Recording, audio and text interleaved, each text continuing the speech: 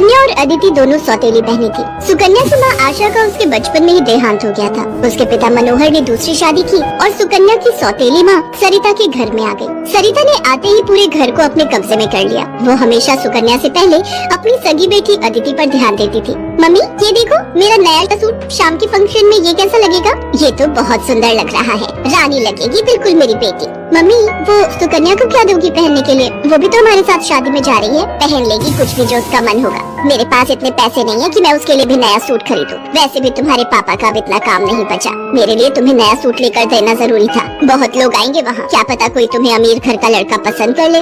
अरे सरिता, कभी कभी अपनी बड़ी बेटी सुकन्या के बारे में भी सोच लिया करो। वो बेचारी भी तो शादी लायक है। बस आ गए अपनी लाडली बेटी के बारे में चिंता करने। पता नहीं कौन से मनहूस दिन मेरी तुम्हारे साथ शादी हुई थी। जब से आई हूँ एक ही नाम तुम्हारे मुंह पर चढ़ा हुआ है, देखती हूँ सुकन्या सुकन्या। अरे तुम्हारी दूसरी बेटी अदिति भी कुंवारी है, वो भी तुम्हारी ही बेटी है। उसके बारे में भी कुछ सोचा करो। मैं हूँ जो पैसे जोड़ जोड़ कर अपनी बेटी को सूट दिलवाए हैं। अब शाम को चलने की तैयारी कर लो, बहुत बड़े बड़े लोग उस शादी में आएंगे। ये तो मेरी सहेली पुष्पा की बड़ी मेहरबानी है जो उसने हमें एक कार्ड दे दिया, वरना हम गरीबों को इस शहर में और इतनी बड़ी शादी में कौन पूछेगा। मनोहर को पता था कि सरिता का स्वभाव बहुत ही खड़ूस है, इसलिए वो चुपचाप अपने कमरे में चला जाता है। शाम को सब लोग शादी के लिए तैयार होते हैं। अदिति बहुत ही सुंदर सूट पहनकर तैयार होती है। सुकन्या के पास तो कपड़े ही नहीं थे। अचानक मनोहर सुकन्या के पास आता है। सुकन्या बेटी ये ले, ये तेरी माँ की साड़ी है, तू ये पहन कर तैयार हो जा। देख कितनी सुंदर साड़ी है, मेरे संदूक में रखी थी, मैं वही ढूंढ रहा था और आज मुझे मिल गई।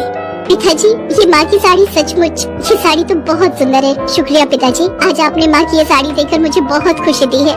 हाँ बेटी, अब ये साड़ी पहनकर जल्दी से तैयार हो जा, देखना तब से सुंदर लगेगी मेरी बेटिया। सुकन्या अपनी माँ की साड़ी पहनकर तैयार हो जाती है। सब लोग शादी में पहुँचते हैं। सरिता जानबूझकर अदिति को ही आगे कर रही थी ताकि वहाँ लोग अदिति को ही देखें। तभी एक बहुत ही बड़े परिवार के लड़के आशीष की नजर सुकन्या पर पड़ती है। सुकन्या बिल्कुल अकेली खड़ी थी। वो लड़का उसके पास आया और उससे बात करने लगा। हेलो, मेरा नाम आशीष है और आपका? जी मेरा नाम सुकन्या है। अच्छा नाम है आपका। वैसे आप यहाँ अकेली क्यों खड़ी हैं? चलिए ना, वहाँ डांस फ्लोर पर सब लोग डांस कर रहे हैं।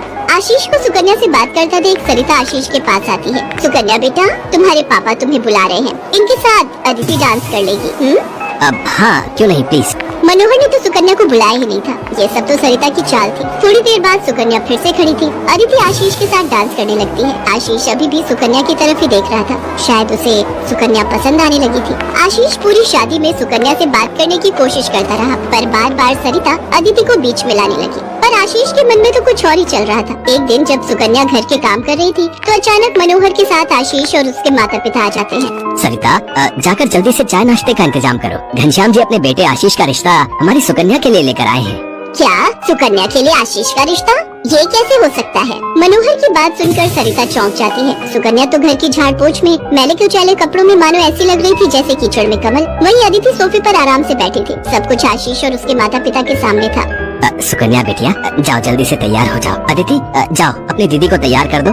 कोई जरूरत नहीं है तुम्हें उसे तैयार करने की। तुम उसकी नौकर नहीं हो जो उसे तैयार करो, अपने आप हो जाएगी तैयार। ये रिश्ता उसके लिए आया है, अदिति उसकी नौकरानी नहीं है। अंदर चल रही सरिता और मनोहर की बातें थोड़ी थोड़ी आशीष और उसके माता पिता के कानों में आ रही थी, इसलिए मनोहर बाहर आ जाता है।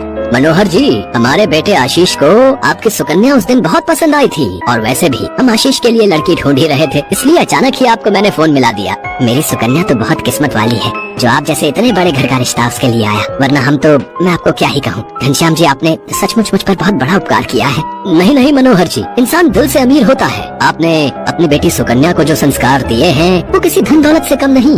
तभी सुकन्या चाय नाश्ता लेकर आ जाती है। सुकन्या का रिश्ता पक्का हो जाता है। भाई साहब, हमें आपकी सुकन्या बहुत पसंद है। हम तो जल्द से जल्द शादी करके सुकन्या को अपने घर की बहू बनाकर ले जाना चाहते हैं। बस आप शादी की तैयारियां कीजिए। आशीष के माता पिता के मुंह से ये बातें सुनकर मनोहर की खुशी का ठिकाना नहीं था। सुकन्या आज एक बहुत बड़े घर की बहू बनने जा रही थी।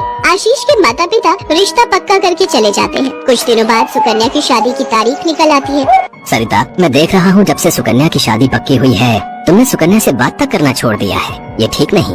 तुम अपनी बेटी की शादी करो, मैं इस शादी में कोई हाथ नहीं लगाऊंगी। ये रिश्ता मेरी बेटी के लिए था। मैं चाहती थी आशीष के साथ अपनी बेटी का रिश्ता करना, पर तुम्हारी उस सुकन्या ने सब काम खराब कर दिया। ये तुम गलत कह रही हो सरिता। सुकन्या के लिए आशीष के माता पिता खुद से रिश्ता लेकर आए हैं। तुम्हें तो खुश होना चाहिए। तुम क्यों सौतेलापन सुकन्या के साथ रख रही हो? तुम्हें तो उसकी सगी माँ बनकर उसे विदा करना चाहिए। मैं इसलिए तुम्हें उसकी माँ बनाकर लाया था, वरना क्या? क्या कहो तो मैं अभी ये घर छोड़कर चली जाती हूँ। बोलो। मनोहर की